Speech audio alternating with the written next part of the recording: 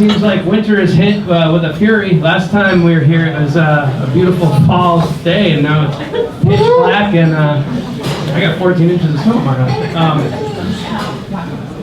I really appreciate everybody coming out. So I'd like to just ask the room, how many folks have not been to a Science on Tap before? Do we have any new folks? All right, perfect. I'll tell you a little bit about us here. We're basically trying to offer a chance for scientists in the area, maybe not in the area, but closely related, to come and give a talk about their work in a very relatable and easygoing way. And so far it's been a pretty good program. We're really pleased. We've had good turnout. Don't be sorry. And the name of the game, as you might have just saw, is we're laid back. It's really relaxed. Again, laid back. We have a good, relaxed atmosphere. I'm going to leave it up to our speaker whether or not you could shout out questions as he goes, or if he'd rather wait for questions and answers. But the way it usually goes is we have a small presentation and then a series of questions and answers. So far, the questions have been the highlight of the program for me. Folks have really great questions, and I hope we can continue that this evening. Science on Tap is sort of sponsored by the Flathead Lake Biological Station and the Flathead Lakers. We have a partnership to try to bring this program together, and the one great thing is that, so we come here, Science on Tap is all about science, and it's about beer. So we have an opportunity to raise some funds for both of our organizations this evening. Every pint we order, $1 of the proceeds go to be split between our two groups. Question? When does the clock start on that $1? I believe it's 5 to 8. Okay, we're good. So we're in.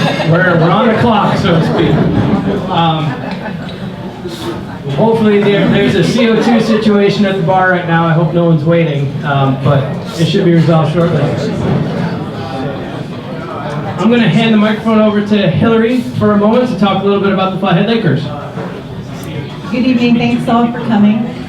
The Flathead Lakers is a nonprofit, for those that don't know, is a nonprofit organization that's been around the Flathead Lake since 1958, and we have a strong membership of about 1,500 people, which makes us a strong advocate for Flathead Lake. And I encourage you all to become a Flathead Laker member or to get involved in some way. We have great volunteer opportunities. There's lots of different ways to get involved in the Flathead Lake area, and we really encourage everyone to somehow find a way to help protect Flathead Lake, to help protect this beautiful lake that we are so very fortunate to have. So please become a Flathead Lake member or donate to the Flathead Lake Biological Station. They do wonderful work. And become a part of our community. Thank you.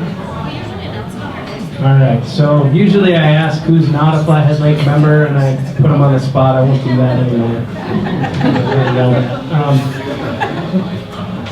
I'm tempted to, but I won't. We welcome all new members. Right, we welcome all new members. That's an excellent perspective, and I thank you for your interest in the organization. So tonight we have a topic that is tangentially really exciting for me. I'll take a small second. I'm going to be heading to the focal point here in about 6 weeks' time. I'll be heading down, and so Hillary's going to have to man the January Science on Tap by herself. So I need you all to take care of her while I'm gone. I'll be gone for about 6 weeks or so. So tonight we get to hear about some really interesting organisms about it and a really interesting part of the world. There's a distinction for tonight's talk. It's actually the first time that we haven't had a real, maybe thin connection to the Flathead Valley. So all of our talks so far, after almost 2 years, we finally ran out of stuff to talk about here in Flathead Valley, and we have to go to about as far away as we can get, nearly. So I'm really looking forward to tonight's talk. I'd like to give Art Woods a small token of our appreciation for his office at home or on campus, a map of Flathead Lake. And Art Woods is a professor at so he's come all the way up from Missoula tonight to give us a talk, and he'll be talking about some really cool organisms. I'll let him take over so he can describe it a lot better, but please welcome Art Woods. Thank you very much. Thank you so much, and thanks everybody for coming out. I have a set of slides that I'm going to show you about my adventures the last couple of years in Antarctica. It's going to be about 2/3 maybe travelogue and just pictures and videos, and about 1/3 science. So I think that seems about the right ratio. I want to say that I've given in my life just a couple of talks in front of crowds that are actively drinking beer. And they've been the most fun talks I've ever given. So, no, you should definitely be active. So I am laid back, and I would totally encourage you to interrupt me as we go on. There's no point in waiting to the end for questions. So just shout it out or raise your hand, and I'll call on that. So just a quick couple of introductions to my team of folks. So I've been in Antarctica the last couple of falls, so October and November in 2015, 2016 with my collaborator from University of Hawaii, so she gets kind of whiplashed by going from Hawaii to Antarctica, Amy Moran, and another UN professor, Brett Tobolsky, who does mostly work on bird flight biomechanics, but we got him roped into this Antarctic project, and here, for you history buffs, he's standing in front of, it's not going to work. This is Ernest Shackleton's hut that he built in 1908 and spent the winter in 1908 in. And when you're down there, you can weirdly just get the key to the hut and go in and have a look around. And it's just astonishing. There's basically cots with, bedding on them. There's stacks of food, and it all looks like those guys walked out of there about a month ago. So it's extremely well. There's no insulation. It's just wood walls, basically. So, that's a good question. He's into sunglasses, so I'm not sure. So that's Brett, and there's a couple of grad students that worked on the project. Steve Lane is in my lab doing his dissertation. He's going to defend his dissertation in March. So if you really love this stuff, come down to Missoula in March. And that's Caitlin Shishida, who's a grad student in Amy's lab at Hawaii, and they came with us. And this is Tim Dwyer.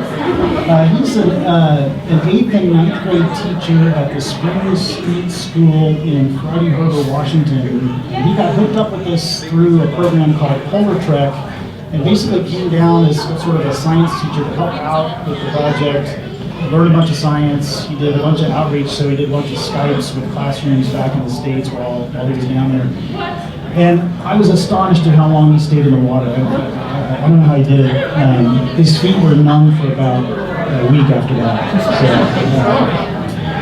So the talk is about body size and the evolution of body size. It's too loud. It sounds suddenly weird. It is weird? I'll try to do this.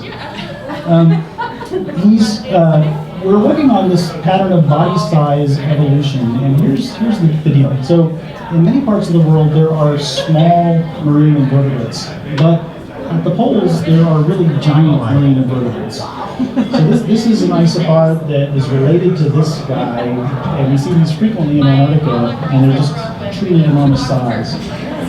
This is Amy hiding behind what's called a ctenophore, and in most places in the world, ctenophores would be like that, and you couldn't possibly hide behind them, and they're like football-sized things down in the Antarctic. This is a glass sponge, so probably hundreds of years old, and the diver is so big that the diver could stick his head down inside the sponge. And the star of the show today is going to be sea spiders, and I'll sort of amplify this in a moment, but they become poster children for this pattern, and the sea spiders that live around Antarctica are vastly larger than the sea spiders that live anywhere else in the world. And so our question is why? Why and how do you get the evolution of these really giant forms at poles in extremely cold water? We've known about polar gigantism and gigantism of sea spiders for a long time. This is a quote from Charles Lazarson, who was part of Mawson's Australasian expedition. If you're at all interested in adventure books, I highly recommend a book called Mawson's Will, which is Mawson's recounting of this awful set of tragedies where many of the men on his expedition died. And he probably should have died. It's miraculous that he did not, and he just barely got out. Mawson's Will is just this incredible story of survival. And so they knew already that the sea spiders were giant because they were dredging them off the bottom. Yes, thank you for interrupting. Any chance we could pull Can't quite hear. Is that better? Okay, is that better? It's not very loud. Is that better? Okay, we'll do that. Okay, so I challenge you now to interrupt me with a science question. Yes. So why is that not a crab? Well, it's closely related to a crab, and I'll show you in a minute how closely related it is. But they last shared a common ancestor about 500 million years ago. So close is a very relative term. What is the definition of sea spider? Well, so the definition of a sea spider is a class of chelicerates. And so chelicerates include spiders and mites and scorpions and things like that. And I'll show you in just a few slides what the evolutionary relationships are. But yeah, it's a whole class of organisms. So I want to tell you a little bit about how we get to Antarctica and where we go. So that dot is on, the top dot is on Missoula. And these are all the places we stopped on the way down. So we flew from LAX to Sydney, very distressing because then you have to fly back to the east to get to Christchurch, New Zealand. You spend a couple of days in Christchurch getting geared up, and then you get on a C-17 military transport plane and fly for about 5 hours straight south. And they've built a runway on the Ross Ice Sheet, which is just next to the McMurdo Station, and these big military jets just land right on the ice and discharge, several hundred people. The place we went is right here, so McMurdo Base, which is the main U.S. base. It's not the only U.S. base, but it's the biggest one by far, and it's the main sort of staging point for getting off anywhere else in the continent. So all the teams that are doing research out on the ice sheets come through McMurdo and then fly from there out to the remote sites. This is what the station itself looks like from a nearby hill called Observation Hill. And I think my impression is it's a mining town that got dropped on another planet, basically, is what it feels like. It's a bunch of kind of super rough and ready metal buildings. It supports about 1,000 people during the austral summer, so right now there's about 1,000 people there. During the austral winter, they dial it way back and they have about 60 or 70 people there. They just kind of keep the station running, and that's sort of a big deal, both because the conditions are really harsh in the winter, as you can imagine, and I think psychologically for the people it's an interesting thing, right? Because they're basically trapped there for 6 or 7 months because conditions are so bad that there are very few flights in and out. So I think they do a lot of psychological screening of people just to make sure they're not, but I'm not sure I would pass that. What kind of year is that? This time of year is probably this is early spring. This would be like September, October. So the main pulse of people start coming in September and early October, and it ramps up very fast from there. We stayed in these buildings, those 4 buildings up there. They're like college dormitories. I never thought I'd be back in college, but there I was with a roommate in the little college dorm room. And there's a pretty extensive lab building right here. That's where the laboratories are. And the rest of this stuff is like everything you need to run a town, right? So there's like the mechanics and the plumbers and the electricians and the janitors, and there's a giant cafeteria that feeds 1,000 people 4 meals a day. They make 4 meals a day. I didn't personally eat 4 meals a day, but I could have. Is this going to go? There we go. It's on what's called Ross Island, which is a volcanic island. And this is the most impressive volcano that sort of looms over everything. It's Mount Erebus. And there's always a plume of smoke coming out of the top. It's about 14,000 feet high, so it's super impressive. There are geologists that get thrown up to the rim of Erebus to study, what's coming out of that smoke plume and stuff about the way volcanoes work. And there's a lot of volcanic land and then a lot of sea ice that's available for walking around on. I want to get these out of the way because I'm less interested in these. So there are about 5 species of vertebrates that you can see on the land. There's about 5 species of anything, and this is it. So there's emperor penguins, yeah, that's really cool. There are Weddell seals, and there are humans. And these humans are watching some Adelie penguins, which are the really small ones. And there are these sort of burly, vampire-like seagulls called skuas. And these make their living by eating baby penguins and eating seal placentas when the mother seals give birth, and eating the baby seals that die on the ice. So it's pretty harsh.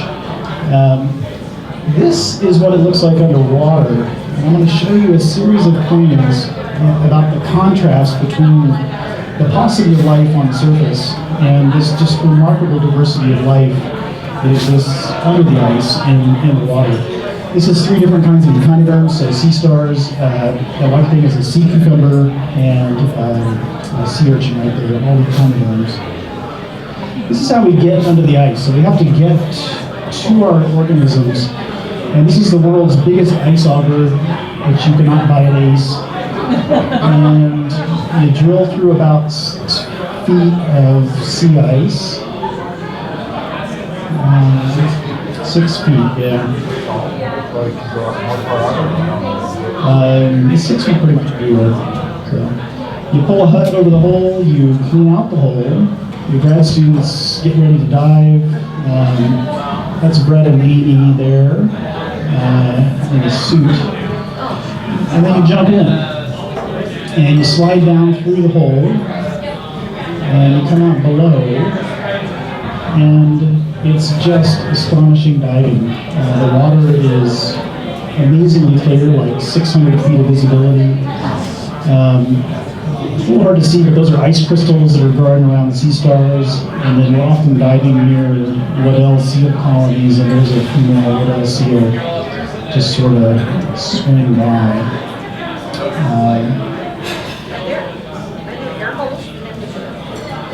There are, yeah. So the seals have to have access to air. And in fact, sometimes we would come into the dive hut, and there would be one floating in the dive hole asleep. And these things are like 800-900 pounds, and so you have to wake them up and like, tell them to go away. And we had one of the years that we named Friendly, which was optimistic on our part. We weren't totally sure it was friendly. But it was always in the same dive hole, and it was always there, and it would swim very close to us while diving, and we thought it was friendly, but we're not totally sure. So they use tidal cracks, so they come out next to islands where the tides make the ice go up and down, and that breaks the ice next to the island, and they can get out. But one of the big challenges for them is to get their babies into the water to learn to swim, and then back out of the water. And some fraction of the babies just don't make it to drown. But we saw moms like pushing babies up out of the ice, onto the surface. So really amazing. I'm going to show you a little bit here right now. I brought some dive stuff up, and if anybody's interested in that process, you can come up later and see this. But can you hold this microphone?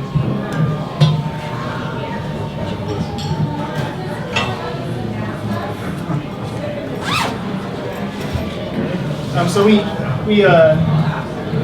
had to wear like pretty heavy duty stuff, so super heavy underwear. So this is like the underwear that goes under the dry suit, and Your water temperature is? Yeah, what is the water temperature?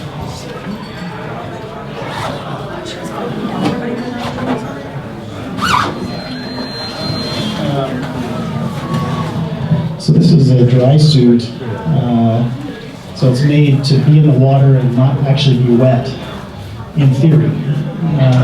But things go wrong, right? And so you get leaks of water in, which is extremely cold. The water itself is about 28 degrees Fahrenheit, which is the freezing point of seawater. So you're literally, the seawater is as cold as it can get without being ice. And that's the cold is the main limiting thing on these dives. So, often in many parts of the world, the limiting thing is how much air you have on the tank. Here, you never run out of air. It's just you get too cold to even function. And so it's sort of a race against all of that heat loss.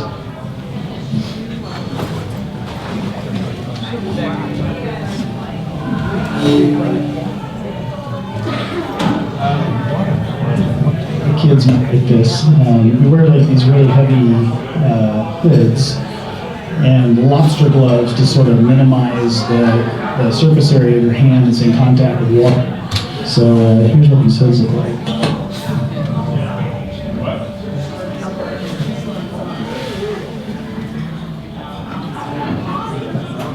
So, I could give the rest of the talk like this, but a little bit awkward. But the idea is to, minimize the water contact with your face, and you can't totally get rid of it, right? So there's always, you have your mask here, and pretty much instantly your lips, no longer feel anything, and you get very cold right here. And then it's a race against time for the how warm your hands stay. And how long would you stay? Yeah, the time is, I think our average time is about 35 minutes. And once you go beyond about 45, it's like serious pain. And we did a couple that were in excess of 50 minutes. And those are kind of nightmarish. I wouldn't recommend that. Yeah. Fleece under the gloves. Yeah, so the cold is the big race there. And if anybody's interested in the gear, you can come up and have it. I want to show you another video about the contrast between land and sea. So this is just looking up at a glacier coming off of Mount Erebus that's blowing snow. There's pretty much nothing. And this is what it looks like when you're under the water. This thing is a backup tank that we would use in an emergency. And these are two divers. I think that's me doing a safety stop and then getting out of the hole. And so what you do is you take your tank off underwater and then go up the hole, and you have to hand it to somebody who's up in the hut. And what's remarkable is just how beautiful and how diverse the life is on the bottom. I mean, just sea stars and sea urchins everywhere. There's a fish. Is that ice on the bottom? It is. The ice is called anchor ice, and it forms anywhere shallower than about 50 feet, and it causes a lot of disturbance. That's a sponge. There's a sea spider moving with a sponge in the background. Is there any light down there? Is there what? Light down there at all? Light. There is. This is illuminated by a diver's light, but there's actually quite a bit of light that filters through the ice, and it's dim, but it's it's beautiful and nice. Could you repeat the question? Oh yeah, sure. She asked if there was any light coming in, and yeah, there's a sea spider moving. You can see a parasite on the sea spider right there on its leg. This is a giant jellyfish. There's a diver looking at the jellyfish. It's looking up toward the ice, so you can see a lot of yellow algae growing on the underside of the ice. And the tentacles are probably 50 feet long on that thing. And this is, we did a couple of dives where we went in a helicopter and flew across McMurdo Sound to the far side. So this is the Canadian iceberg, the jiggling of the helicopter. And that is the actual McMurdo continent. So everything else so far has been on the island, but this is on the continental side. Well, just as opposed to being on Ross Island, it's over like on the continental side. The question was, is it called McMurdo Continent? And on that set of dives, we got dropped off by the helicopter, and the guy says, "Okay, I'll see you in 8 hours." And you say, "Okay, I hope you come back." And sometimes they don't come back because if the weather gets too bad, then you're trapped. And so what they leave you with is survival bags that you could set up in the event of a storm if you had to stay out there for a couple of days. Luckily that never happened to us. This is a really beautiful ice cave that we were diving in. It's Steve, my grad student, looking at a giant sea spider on the bottom.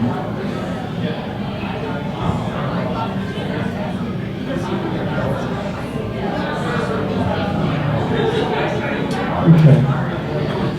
All right, a little science, and then I'm going to get back to the travel log. So the whole point of our project is to understand the evolution of these really large body forms.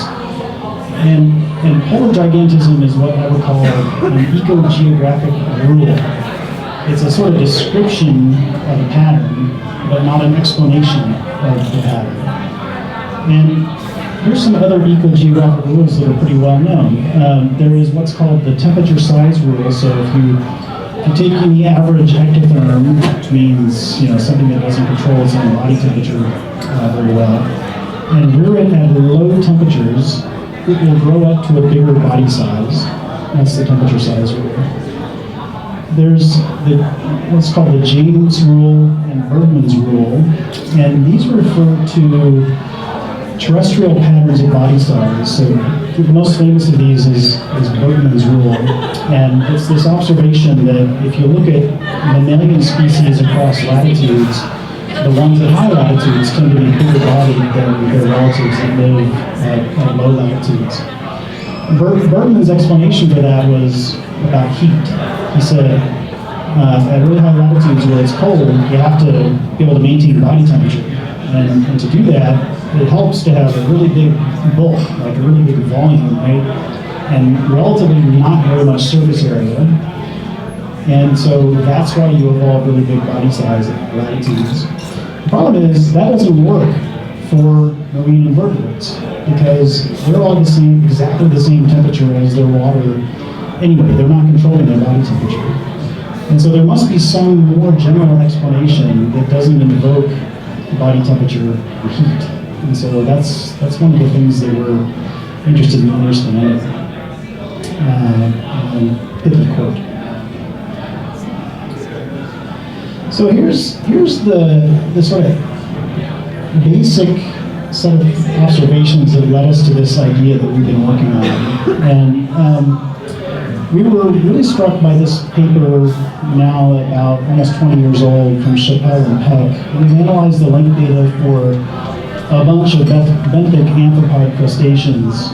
And what they find is that maximum potential size is very strongly related to how much oxygen is in the water. So this is oxygen here, and this is a measure of, if you have a bunch of species in a community, how big are the top 5% of those species in that community?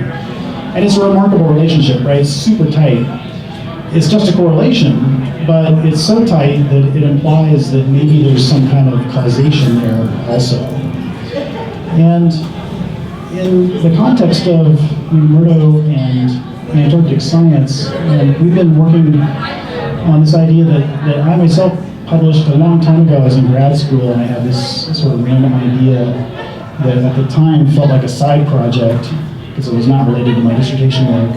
And in the end, it kind of has come back to haunt me over and over, and it's one of the basis of this polar project.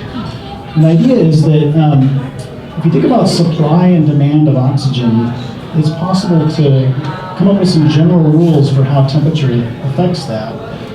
And the basic idea is that metabolic rates, which is demand for oxygen, those are really sensitive to temperature. So as temperature goes up, metabolic rates really skyrocket. But the supply of oxygen by physical processes like diffusion is relatively insensitive to temperature. So that means that as temperature goes from warm to cold, we get a big decrease in the demand and not much of a decrease in the supply.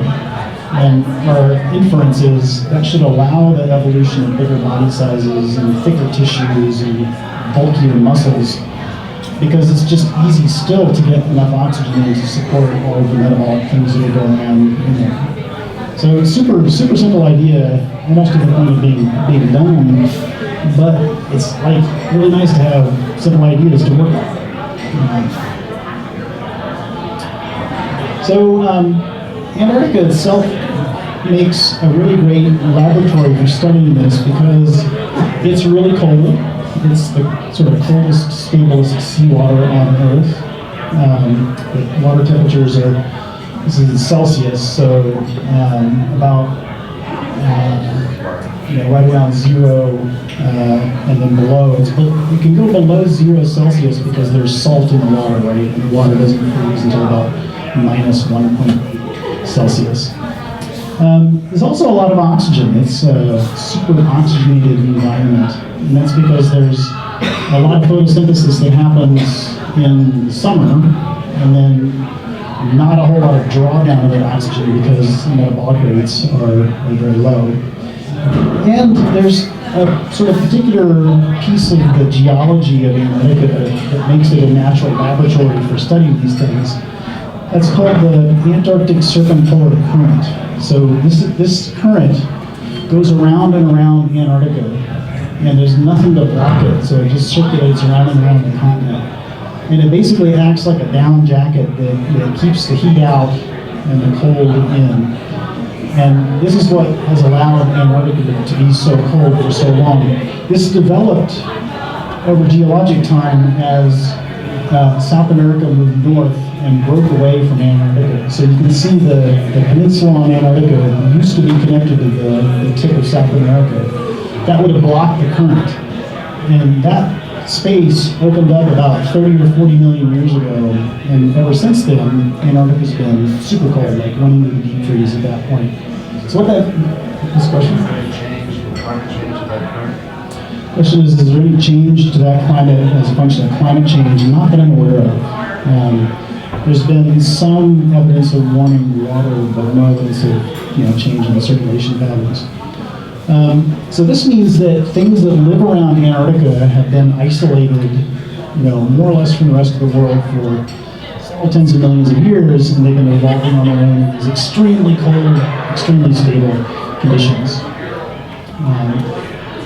So our idea is that gigantism is allowed in the Southern Ocean by a high ratio of oxygen availability to the oxygen demand. And we've been testing this using sea spiders because they're such great kind of poster kids for this stuff. And so I want to tell you a little bit about the basic biology of sea spiders and why they're so interesting. They have these incredibly long legs, and if you look at the middle of it, you can see that it's almost all disappeared, right? So they're basically all leg, like held together by kind of Lego linkers. And then that fat thing that is off the front, that's what's called the proboscis, and they use that to eat. So they would place that against whatever they want to eat and chew on it. And because they're so cold, they chew very slowly. These are like not scary organisms. Just to give you a sense of their relationships, so they're in, this is getting back to your question about where they come from. So they're in the phylum Arthropoda, so they're in the same phylum as insects. And there's some other freshwater things that people like Jen also are interested in. Codosera, these are copepods up here, and spiders. But they're in this, what's called the subphylum Chelicerata. So they're more closely related to spiders and mites and ticks and scorpions and things like that. And a lot of people say to me, well, oh man, sea spiders, they're like spiders in the sea, right? And I would say, well, yeah, except that a sea spider is related to a spider about the same way that a seahorse is related to a horse. I mean, they're literally that different. And what that means is that they shared common ancestry a really long time ago, like 500 million years or so. So you could call them spiders, but they're not really. They're predators and parasites. The ones in Antarctica scavenge for things. So here's one pulling a piece off of a jellyfish that got trapped on the bottom by an anemone. Here's another one feeding on a ctenophore. What I want to do is pass some sea spiders around. I have some. So if you look at this.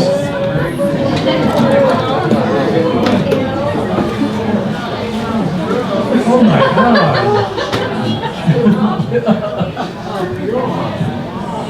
These don't bite because they're made out of plastic. So these are printed in plastic from a micro CT scan that we made of sea spiders at the Smithsonian. So we got a bunch of Smithsonian spiders scanned. So I'll just pass these around.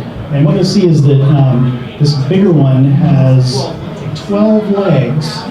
So it's duplicated its legs a few times, This smaller one is the more typical 8 legs, and this thing right here is the front end, and then there's a couple little legs under here, so I'll pass those around one that way. These are actual size. I'd say these are medium size. We saw some that were significantly bigger than this, but they were so big we couldn't get good CT scans of them, so pass that around. I also have an actual one. So here's one that's preserved in ethanol, so a lot of beer. I'll just take this out and pass it around too. So here. Okay.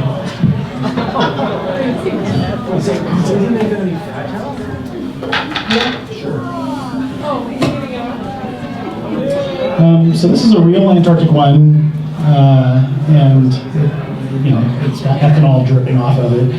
But what you'll see is the entirety of it, and you'll notice a lot of other stuff growing on it. It's got a bunch of other sort of a community of things growing on its legs, which is one of the interesting biological things.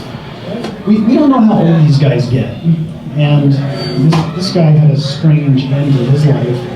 But we think that things this big may be 50 or 100 years old, so they could be sort of very ancient spiders. So I'd ask you to be, this is pretty fragile, but have a look, pass it around. So,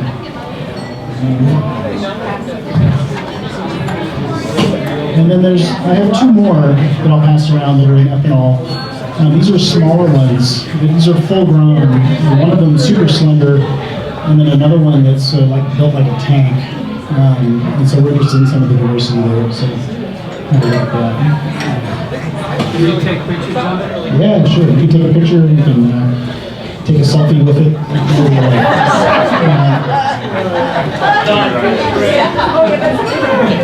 Where did my clicker go? I had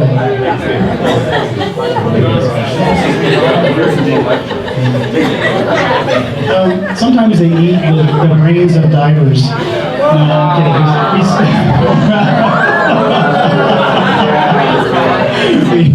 We staged that one. That spider is alive. So this is one of the bigger ones that we saw. That's a really big sea spider, right? I mean, it's basically as big as the diver's head. Okay, so I want to just tell you briefly about the 3 major questions that I want to talk about science-wise, and I won't go on for too long here, so don't get too worried. We want to know, is there an upper limit to body size in sea spiders? So how big could they possibly evolve to be, and why? We want to know about how they transport oxygen inside their bodies. And we want to know if there's anything that constrains them from being good at getting oxygen. And I'm going to talk about just a little bit about something called a trade-off. So first of all, you can ask, is there anything that limits these guys from growing to very large size? And we did a bunch of microscopy work to look at their exoskeleton, which is the cuticle on the outside that provides structural support. And what we see is, as they get larger and larger, they get more and more porous. So this is looking at the cuticle. This is the exoskeleton. And in a small sea spider, there's very few pores. As they get large, it starts to look like Swiss cheese. Right? And that's because they have a harder and harder time getting enough oxygen into their body. They're getting so big that they're like getting right to the edge of what they can do. And so they've evolved a really porous cuticle for getting oxygen in. They were all the same scale. What's next here? Here's one way of looking at that. So I measured how much oxygen is there inside a sea spider as a function of how big it is. And the way to think about this graph is, this is on a log scale, meaning that each time you go 1 unit, you've got 10-fold bigger. So this is 10-fold bigger than this one. This is 100-fold bigger than this one. So what this graph says is, the bigger you get, the lower your internal oxygen is. They become relatively starving for oxygen at large body size. And you can extrapolate those relationships out and basically say, for what we know about how sea spiders are built across body sizes, where does it become impossible to be a sea spider? And here's two ways of looking at that. So if you think about porosity, the maximum size that you could be is about 500 or 600 grams. The biggest ones we saw were about 30 or 40 grams. So we were getting up, and it sounds like a long way away from 500 grams. It was actually getting pretty close to the upper limits. Another way to think about that is in terms of oxygen gradient. So if the oxygen keeps going down, it can't go down indefinitely, right? Because eventually it'll get to zero. So where does it get to zero? It gets to zero at about 180 grams. So we think that these Antarctic sea spiders, the biggest ones, have evolved up sort of very close to the limits of what their particular body style can support. Well, this is all supports the idea that oxygen is limiting. Yeah, the question is, this supports the idea that oxygen is limiting, and that's right. Yeah, it does. Yeah. Have you done parallel analysis for temperate sea spiders to see how closely they approach their optimum on an oxygen basis? So the question is, have we done parallel things on temperate sea spiders and tropical sea spiders would be the obvious ones to do. We worked in Oregon and Washington, and the biggest sea spiders there are about that big. So much smaller, and it looks like they're much more oxygen limited because they're so warm that their metabolic rates are speeding high. But what I really want to do is work on tropical ones. I need to get somebody to give me some money, like the National Geographic, to go to the Solomon Islands and work on these diverse tropical sea spiders that live there. I think they're a great comparison because they live in water that's 25 or 30 degrees warmer. So, let me show you one other little bit of biology here about a discovery we made about how sea spiders move oxygen around inside their bodies. So oxygen has to get across the cuticle, it diffuses across the cuticle, and then we'd like to know, do they have a way of moving around inside their bodies like we do, right? So we have hearts, they drive blood through the circulatory system. That's like the key thing for getting oxygen to all of our tissues. Turns out sea spiders barely have hearts. They have them, but they're incredibly weak. And it looked to us like there's no way that a sea spider could use its heart to drive oxygen all the way down to the end of a really long skin leg. And it turns out they've evolved a really weird way of moving oxygen around in their bodies. So here's how other arthropods do it. Other arthropods have hearts. They're called dorsal hearts, so they're against the top of the organism. And those pump blood through sort of a very short circulatory system, and then that blood dumps out into these open spaces called the hemisphere inside the body. That's what a spider looks like in relation to a crayfish. Here's some ideas about what sea spiders do, and I haven't told you a key part of their biology that's really weird. So you see these tubes in their legs. This is a small sea spider, and we're sort of looking at it under high magnification under a microscope. Those tubes are its gut. So it has gut tubes that go all the way down to the end of every leg. It's like a totally distributed system. So that it doesn't have a heart that moves things around. It has its organs distributed down into its legs. So they actually have gonads in their legs. When they have sex, they line up the gonopores on their legs, the males and the females, and exchange gametes that way. Very strange reproductive biology. How does that compare with tropical or temperate sea spiders? The question is, how does that compare with tropical and temperate sea spiders? And as far as we know, all sea spiders have guts that go to the ends of their legs and gonads in their legs. So here's a crazy thing. This is a video of a heart beating in an extremely large pygmalion sea spider. And you can see the little particles of blood, and they're going from the back to the front. And so they're basically pumping that blood from the sort of top of their body into their head, past their brain, which is very tiny, and into their proboscis. And that's about all the heart can do. Okay, what about the rest of their body? It turns out they use their guts to move fluids around inside their body. So that was a peristaltic wave in a gut of a really big one, and it's not stalled out, it's about to come back. Wait for it. Okay, here it comes. So that's a pulse of gut fluid moving back and forth in the legs. And what we discovered is that they use their guts like a heart. So by using these peristaltic waves in their guts, they can push fluids around throughout their entire body. And that's what transports oxygen in sea spiders. Crazy. So is there a return flow between the gut and the exoskeleton? Asked if there's a return flow between the gut and the exoskeleton. I'll go back here. There's not. The gut space is its own volume, and the blood space around that is its own volume. And so what happens is when you get fluid moving one way in a limb, that forces the surrounding fluid in the opposite direction. So it's kind of like a counter current flow situation. Here's one from Oregon. You have to look a little bit closely, but it's the entire body, and you can see the gut pulsating everywhere in the body. So this guy is very warm, he's kind of stressed for oxygen, and that gut is beating everywhere in the body and moving fluids. That's a lab situation, so it's at what temperature? I think it was about 20 degrees Celsius, or room temperature, and normally they would be about 13 or 14 Celsius. So this guy's hurting. So,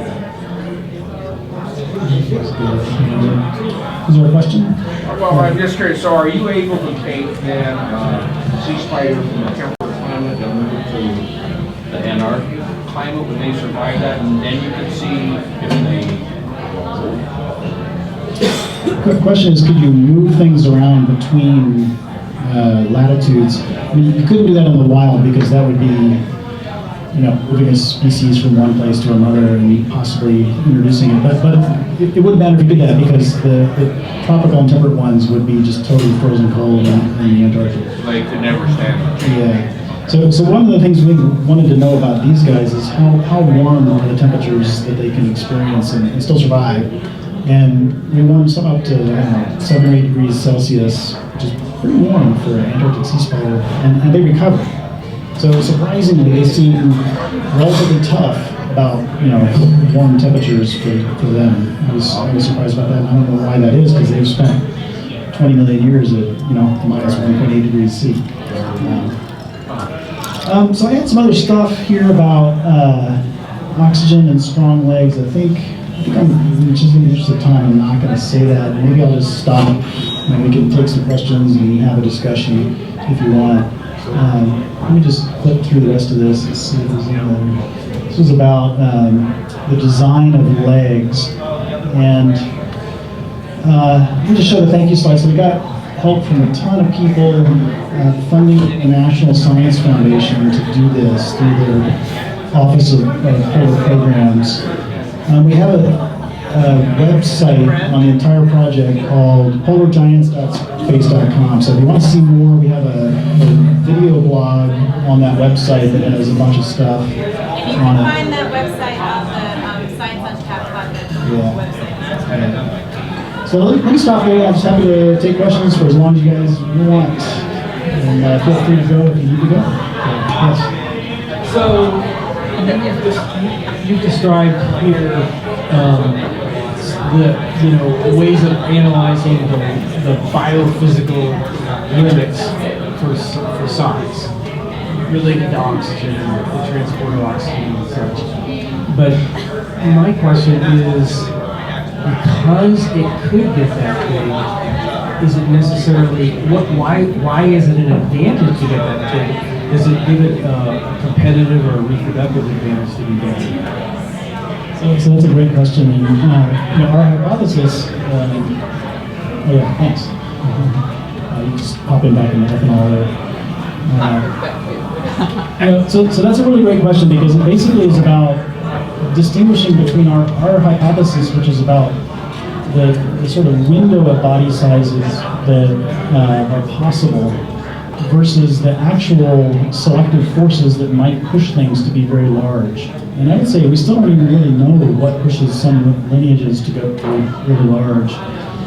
One idea we're working on is that the biggest ones seem to move around the fastest on the bottom. And because they're scavengers, there's a real premium on getting to the dead stuff first, right? And there's like some dead thing out there that's tasty. You've got to get to it before everybody else does. And the big ones are so fast compared to the really small ones that we think that they probably get an advantage in terms of calories coming in. Another idea is that the Antarctic ecosystem is highly, highly seasonal. So there's a huge pulse of what's called primary production that's happening right now. And that's all the photosynthesis happening in the water that provides the energy for everything that happens in the ecosystem. That happens for about 2 months, and then it shuts down because it's going to start, the sun's going to start going away and the sea ice is going to come back. And so there's long periods of starvation for everything that's there. And it may be that being bigger helps you to survive those periods of starvation. In a few of your clips there, the speed at which these spiders are moving was striking, which would seem to have fast, implying a high metabolic rate almost. Do I think those are fast? Those were real time. Those were real time, yeah. Yeah, you're right. Yeah, they're fast. I mean, I would say the metabolic rates are extremely low because they're so cold compared to, their tropical and temperate relatives. Drop down in water. Yeah, exactly. But for example, we know that the development of these things, so they develop into egg masses that the males carry around. Actually, the females give the eggs to the males, like in seahorses. And the males carry the eggs around, and we know that it goes for more than a year. So development is at least a year or two. There are other gastropod species there where we put some egg masses out that we had found in 2007. We found those eggs in 2015 and we put them on a spot that we knew, and they still hadn't hatched. But they were still alive. So that implies that they developed for at least 7 or 8 years in this extreme cold. So if development takes that long, how long does it take to become, a giant adult? It must take, literally 50 or 100 years. So you're putting ear tags on it. Yeah, ear tags, yeah. Just cattle at the sea. Culver traps? Yeah, right, exactly. What's the energy source that's driving the circumpolar current? The energy source for the circumpolar current, that's a good question. I imagine it's probably the winds that at that latitude are going around and around. I don't really know though. I mean, where is Matt? Is he here? Is Matt here? A lot of the currents in the world's oceans are driven by differences in density, which are in turn related to temperature and salt, right? So the Gulf current goes north into the North Atlantic. It's evaporating water the whole way it goes, and so it's becoming saltier. It's also cooling off, and eventually it gets so dense that it falls to the bottom of the ocean. So that's what powers essentially a large portion of the world's circulation patterns. But I don't think that explains why the circumpolar goes around. Yeah, I know. That's a good question. Yeah, it's not me. Yes.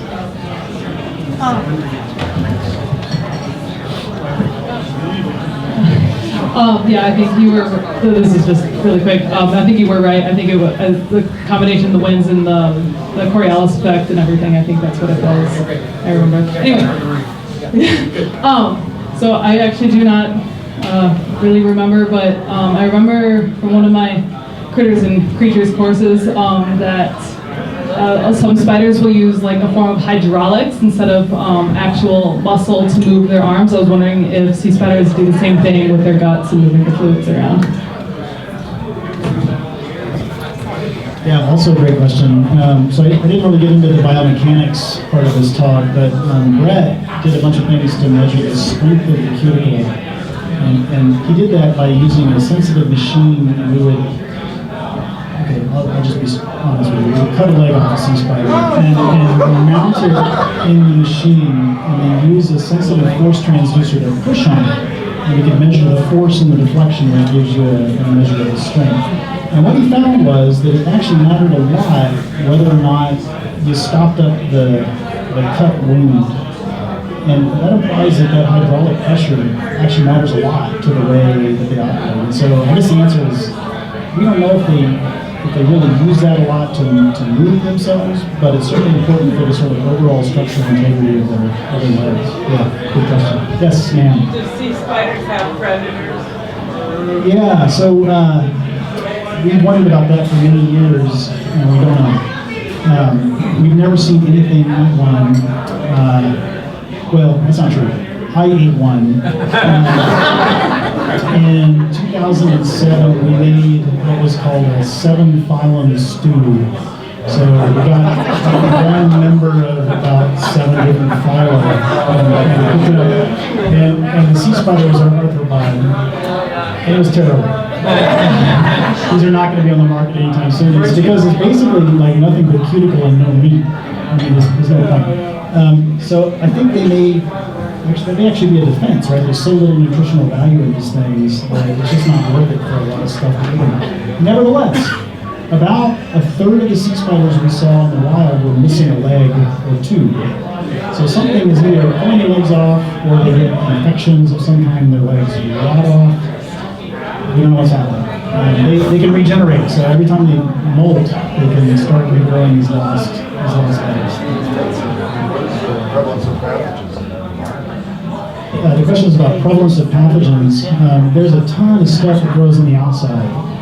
And my student Steve thinks that those communities are called epibionts, so biological things that are on the outside, that those may stop oxygen from getting in, and they actually have some fairly elaborate grooming techniques that they use. They have a special appendage that they use just to groom themselves. They're very clean. And we also saw on a number of them, they had what are called protozoa, so single-celled but fairly large organisms that lived in the blood. So they'd be living on the inside. And these are living, moving sea spiders, and yet they have these communities. It looks like it would be septic shock of some kind, and yet they seem perfectly fine.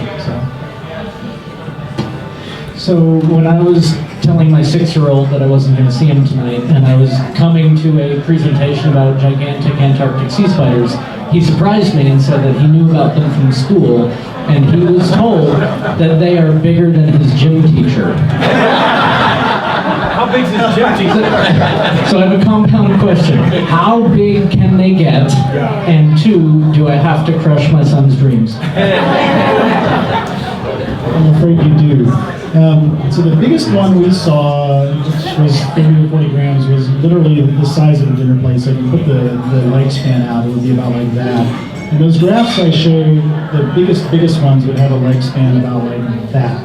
That would be, 100 or 150 gram sea spider. Smaller than So unless the gym teacher is really small, I'd say the gym teacher wins. Yeah.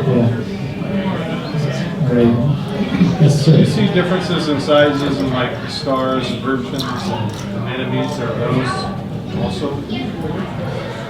Yeah, so you don't see gigantism in all the taxonomic groups, but it's remarkable how many do have it.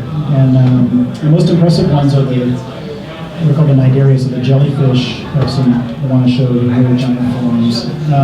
There's a lot of really giant worms. Have you seen the movie Tremors? Yeah. There's what are called as Nemertian worms, which in most places in the world are about that long or smaller. And there's ones in the Antarctic that literally are like a meter or 2 long. They're sort of big scavengers, and they scavenge on dead things that fall down. The nudibranchs are quite large, so those are shellless snails that live in the seas all over the world. They're very large. They have extremely large babies. We studied the eggs and egg masses of nudibranchs in the mid-2000s, and weirdly they have babies that are like 1,000 times bigger than babies that live elsewhere in the world. So, yeah, very strange. They lay eggs, so the question about nudibranchs getting birth, they're hermaphrodites, so they're both male and female at the same time. They have to mate. They mate in this fancy way where they, two individuals line up and they exchange sperm in both directions. And then they lay an egg mass with the fertilized eggs and abandon it, so they're terrible parents. They just, cast the eggs together. Perhaps maybe the weirdest form of gigantism I know of in Antarctica is what are called foraminifera. So these are single-celled organisms that are very common throughout the oceans of the world. And there are foraminifera there that are so big you can just see them flying on the bottom of the ocean. Single cells, like the size of a potato chip. So that's another form of kind of single-cell gigantism. Should we run this question?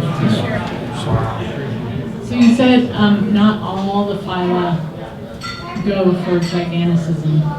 Is there a quick and easy answer as to the ones that do and the ones that don't? A quick and easy answer about which ones have gigantism and which ones don't. No. That's a good answer. Yeah.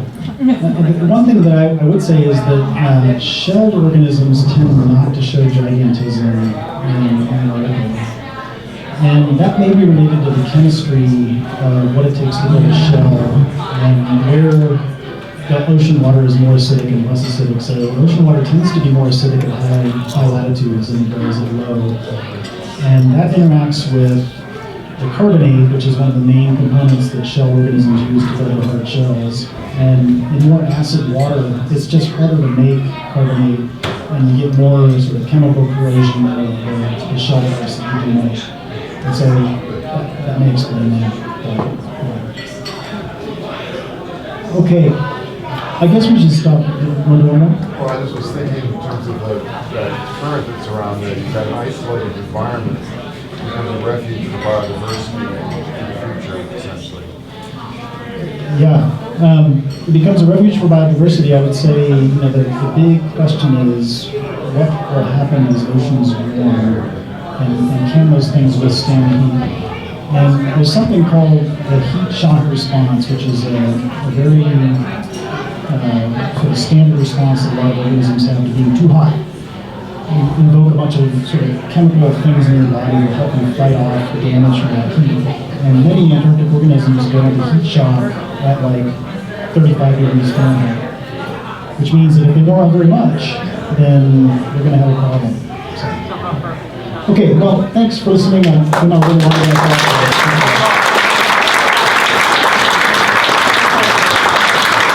Thanks very much. It seems like we have a bit of a tradition at Science on Tap here where the director of the biostation gets the last question. So I'll hand the mic over.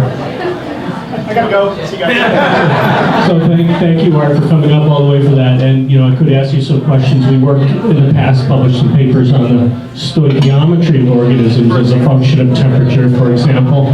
And I could ask a bit about scaling theory or whether these organisms conform or don't. But I do want to ask you a very deep question, which is, you go to Antarctica all the time. What's your favorite thing about Antarctica?